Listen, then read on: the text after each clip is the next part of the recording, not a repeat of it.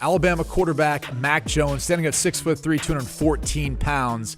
Well, it's hard to do better than what Mac Jones was able to do this past season for Alabama, helping them win a national championship, one of the most prolific offenses we've ever seen, in large part to his decision-making. He's a smart quarterback, showcases a high football IQ, with defenses doing all they can to take away some of his best targets. He's extremely accurate, has a strong enough arm to make all of the throws, and he manages the pocket well and handles pressure well. Now, there are some limitations to his game. At this point, you'd have to say that he's probably tapped out. I don't know that he's going to improve his arm strength or get that much better, but you also wonder if the situation and circumstance that he enters into isn't paramount for him because of that. He was surrounded by a lot of talent at Alabama. If he's taken high in this draft, that's most likely not going to be the case for that team he'll be playing with. So he's going to have to be able to overcome that, and also not being quite as mobile.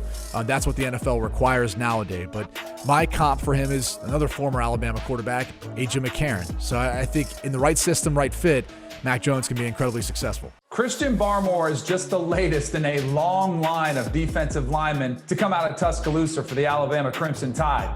And he's not quite as good as some of the players before him, but that doesn't mean that much because they've set the bar extremely high there at Alabama. Got great versatility to play either the 1 or the 3 technique inside. He's got good natural power as a rusher up front.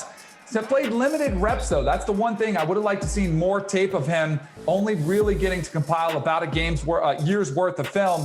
He does play too high at times sometimes, which is a natural tendency for a guy who's 6'5", 310 pounds, playing that interior position. NFL comp I could see for him is a Gerald McCoy, who had a really nice career in the NFL. Prospects land on the NFL draft radar for many of reasons, and just looking at Oklahoma's edge rusher Imani Perkins, you would already think he's been in the NFL for a couple of seasons. He boasts a chiseled frame, and there's plenty of speed to power conversion to his game when he's flying around the corner. Plus, he understands how to use pass rushing moves to defeat blockers, and that's key.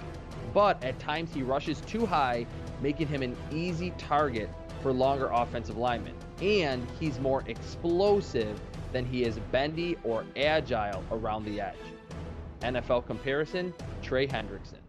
Ramondre Stevenson, the running back out of Oklahoma, stands 6 foot, 246 pounds, has a very unique skill set at that size. If you talk to the bulk of the scouts and the GMs around the league, you'll hear that he's probably going to go somewhere between the 4th and the 6th round. I think in the right situation, he could jump up closer to the 3rd round. Kind of reminds you of a guy like Michael Bush. Biggest strength is his ability to cut on a dime at that size. He is a big back. He can pound the rock, and that's what the NFL is going to need out of this guy. One of the biggest question marks for me is sometimes when you look at him on tape, he plays with the mentality of a smaller back. Understand what you're getting drafted for. You're getting drafted to pound that rock between the tackles at that size. I think he'll have a successful career at the next level. Cameron McGrone out of Michigan is an aggressive linebacker. He takes an explosive, aggressive angle downhill in the run game. He gets those aggressive run fits every time, and that puts a running back in the bind because that running back will have to then make a quick and sudden decision. He has good speed and acceleration. I think that's an underrated aspect of his game, but it's a combination of his eyes and his aggressiveness that tends to get him caught up in a lot of problems in terms of sniffing out those misdirection plays. He goes 100 miles an hour in one direction, and they cut it back the other way, and he's out of position and can't make that play. So he's going to have to play with a little bit more controlled aggression as he makes a jump to the NFL level.